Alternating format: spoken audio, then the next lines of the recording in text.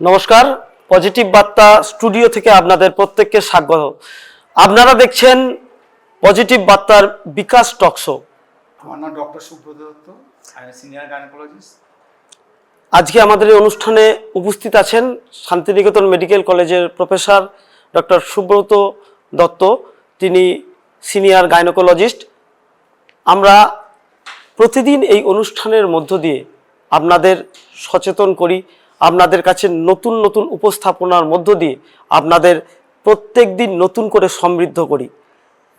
এই অনুষ্ঠানটা করার আমাদের উদ্দেশ্য বৃহত্তর অংশের মানুষের মধ্যে বিভিন্ন ধরনের রোগ সম্পর্কে সচেতনতা বৃদ্ধি করা। আমাদের মধ্যে বিশিষ্ট স্ত্রী এবং প্রসূতি রোগ বিশেষজ্ঞ আছেন, আমরা তার মুখ থেকে জেনে নেব। আজকে আমাদের বিশেষ টপিক মেনোরেজিয়া। মেনোরেজিয়া হচ্ছে profuse bleeding during pregnancy period, menstrual period, যখন আমাদের প্রচুর পরিমাণে ব্লিডিং হচ্ছে, এই রকম সমস্যা নিয়ে যখন আমরা আসছি ডাক্তারবাবুর কাছে আমরা যাব এবং স্যারের কাছে আমরা যে জিনিসটা জেনে নেবো যে স্যার এই ধরনের সমস্যা নিয়ে আমাদের অনেক মায়েরা ভুগছেন, অনেক বোনেদের এই সমস্যা রয়েছে। প্রাথমিক পর্যায়ে এই সমস্যার কি ধরনের সমাধান রয়েছে চিকিৎসা ভাষায়? প্রথম হচ্ছে যে মেলোরেজিয়া অনেক কারণে হতে পারে। প্রথমে বুঝতে হবে যে দুটো কারণ হয়, একটা হচ্ছে তার ফ্লোটা বেশি হতে পারে অথবা ডিউরেশনটা বেশি, মানে অনেক দিন ধরে ভাঙতে পারে, অথবা 5 দিনই ভাঙলো কিন্তু তার অনেক ন্যাপকিন ব্যবহার করছে। এবার হচ্ছে যে বেশিরভাগটাই মানে আমার এমডিতে থিসিস ছিল এই ডিসফাংশনাল ব্লিডিংয়ের উপর। তো এইটা প্রথম ভাবতে হবে যে কী কারণে হচ্ছে। If it is a medical disorder, it should be treated by medicine. If it is surgical disorder, সে ধরুন মাল্টিপল ফাইব্রয়েড আছে কিংবা অ্যাডেনোমাইসিস আছে, এগুলো শুধু ওষুধ দিয়ে ভালো হবে না। এগুলো যদি তার ফ্যামিলি গ্রুপ হয়ে যায় তাহলে surgery is the best option. Otherwise majority of the menorrhagia treated by medicine এবং majority of the patient cured by medicine. Sir, এই ধরনের রোগগুলোর ক্ষেত্রে বেশিরভাগ দেখা যায় যে বিভিন্ন ধরনের হরমোনাল ট্যাবলেট ইউজ করা হয়, এগুলো কি দীর্ঘমেয়াদী কোনো ক্ষতিকারক দিক আছে? না, যদি শুধু প্রজেস্ট্রন ব্যবহার করি তার কোনো ক্ষতিকারক নেই, আর যদি ইস্ট্রোজেন শুধু ব্যবহার করি তাহলে কিছু ক্ষতিকারক দিক তো নিশ্চয়ই আছে। তো আমরা তার তো নির্দিষ্ট ডিউরেশন আছে। প্রথম হচ্ছে যে পেশেন্টের হলে তার একটা complete blood count thyroid profile করতে হবে। এবার দেখা গেলো থাইরয়েড প্রোফাইলে তার হাইপোথাইরয়েড আছে, তাহলে ওটাকে আগে ট্রিট করতে হবে। এবার দেখা গেলো কমপ্লিট তার হিমোগ্লোবিন আছে, এটা একটা ভিসিয়াস সাইকেল। যদি anaemia causes dysfunctional bleeding causes anaemia, তাহলে তার অ্যানিমিয়াটা করতে হবে, ইফ নেসেসারি ব্লাড দিতে হতে পারে। মেজরিটি ক্ষেত্রে আয়রন থেরাপি করলেই ঠিক হয়ে যায়।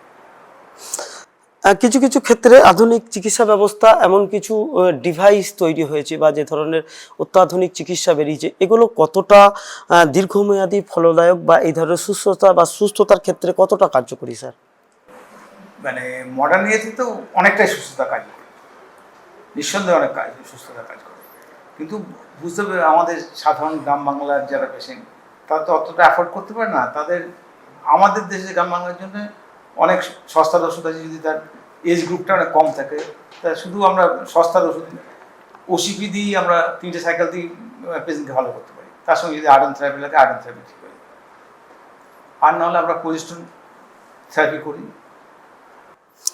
আচ্ছা, দীর্ঘমেয়াদী এই রোগ কি হিস্টেক্টমি অপারেশনের দিকে এগিয়ে নিয়ে যায়, না ওষুধের দ্বারা এটা সম্পূর্ণভাবে সুস্থ করা সম্ভব? 80% লোক শুধু ওষুধ দিয়ে ভালো হয়ে যায়, 20% এই জন্য আমি বললাম যে এন্ডোমেট্রিসিস আছে, তাও এখন মেডিকেল ট্রিটমেন্ট বেরিয়ে গেছে, অ্যাডেনোমায়োসিস আছে, মাল্টিপল ফাইব্রয়েড আছে। এইগুলোতে সার্জারি ইজ বেস্ট অপশন যদি তার ফ্যামিলি লাইফ কভার করে থাকে। তার 3টে বাচ্চা আছে, তার 40 বছর বয়স হয়ে গেছে, সেইখানে মেডিকেল ট্রিটমেন্টের আগে বলতে হবে যে যারা কস্টলি তার থেকে আমার সার্জারি অনেক কম পয়সায় হয়ে যায়। কিছু কিছু ক্ষেত্রে স্যার 40 বছর বা তার আশপাশে বয়সের মহিলাদের মধ্যে এই ধরনের সমস্যা দেখা যায়, বা অনেকের ধরুন এই ধরনের সমস্যায় দীর্ঘমেয়াদী ভুগছেন। তাদের ক্ষেত্রে যারা শল্য চিকিৎসার সহায়তা নেবেন বা অপারেশন করবেন, সেক্ষেত্রে কি পুরো অংশ বাদ দেওয়ার মানে হিস্টেক্টমি অপারেশন করলে পরবর্তী পর্যায়ে কি পেশেন্টের কোনো ধরনের সমস্যা আসতে পারে? আমরা যদি তার এজ গ্রুপ কম থাকে তাহলে আমরা ওভারই কাটি না, আজ যদি 45-50 এজ গ্রুপ হয় তাহলে ওভারি শুদ্ধ দিই, কারণ পরে ওভারি থেকেও আবার মানে সিস্ট হতে পারে, ওভারি হতে পারে। কিন্তু এই বড় অপারেশন করার আগে আমরা একটা এন্ডোমেট্রিয়াল বায়োপসি করব to exclude there is endometrial carcinoma or not. এটা করাটা মাস্ট। আমরা ওটাও ব্লিডিং এন্ডোমেট্রিয়াল কার্সিনোমাও মেনোরেজিয়া নিয়ে পেজ করতে পারে, তা সেটা আমাদের ঠিক করে দেবে। এখন তো অনেক ভালো ইউএসজি করে অনেক লোক বলতে পারে, সিটি অ্যাবডোমেন করতে পারে, এমআরআই অ্যাবডোমেন করতে পারে।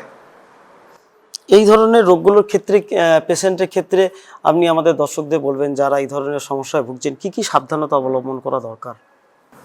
পেশেন্টকে প্রথমে বুঝতে হবে যে সে তার মহিলা, তার নর্মাল ফ্লো হচ্ছে কি অ্যাবনর্মাল। বেশিরভাগ মহিলারাই চেপে যায় এবং তখন যখন পেন করে তখন তার পেশেন্ট অ্যানিমিক হয়ে গেছে, পেশেন্ট গ্যাস্ট্রিক হয়েছে, এই জন্য পেশেন্ট বুঝতে হবে যে তার ফ্লোটা কেমন হচ্ছে, ডিউরেশনটা কেমন হচ্ছে। এইটাই মানে মহিলাদের কাছে আমাদের আপত্তি, যে রোগকে চেপে রাখবেন না। হতেই পারে, সব লোকের হতে পারে, আমার হতে পারে, আমার মিসেসের হতে পারে, সব লোকেরই হতে পারে, কিন্তু বুঝতে হবে কী কী হতে পারে। যে ডিউরেশনটা অনেক দিন হচ্ছে, 10 দিন, 12 দিন, 14 দিন করে হচ্ছে, অথবা আমার অনেকগুলো করে ন্যাপকিন ব্যবহার করতে, 5 দিনে আমার 40টা ন্যাপকিন, এত লাগার কথা না। আবার অনেক পেন করে যে প্রথম দিনটা ঠিক আছে, সেকেন্ড থার্ড ডেতে খুব বেশি হচ্ছে। হ্যাঁ, এইটা হচ্ছে পেশেন্টের দিক থেকে মানে ওই চিন্তা করা উচিত যে এইটা তার নর্মাল না, সেটা বুঝতে শিখতে হবে। এবং যে কোনো ডাক্তারের কাছে, শুধু গাইনোকোলজির কাছে নয়, একটা বেসিক এমবিবিএস ডাক্তার কাছে বা আমাদের হেলথ সেন্টারের অনেক ডাক্তার, তাদের কাছে গেলেও অনেকটা সে হয়ে যাবে, সুস্থ হয়ে যাবে। আমরা আপনাদের কাছে এই আলোচনার মাধ্যম দিয়ে ডাক্তারবাবু বললেন আপনারা এই পরামর্শ গ্রহণ করুন যেগুলো ডাক্তারবাবু বলেছেন। পাশাপাশি আপনাদের এই বিকাশ টকশো অনুষ্ঠানের মাধ্যমে আপনাদের কাছে একথা জানাবো, যদি কারোর এই ধরনের সমস্যায় ভোগেন তাহলে বর্তমান সময়ে যে অত্যাধুনিক চিকিৎসা এবং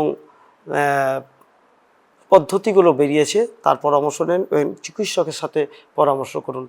আমাদের সাথে আমরা আজকে পেয়েছিলাম বিশিষ্ট স্ত্রী এবং প্রসূতি রোগ বিশেষজ্ঞ শান্তিনিকেতন মেডিকেল কলেজের অধ্যাপককে। আপনারা প্রত্যেকেই ভালো থাকুন, সুস্থ থাকুন, পজিটিভ বার্তা সাথে থাকুন। Be positive, think positive, positive বার্তা। ধন্যবাদ। ধন্যবাদ।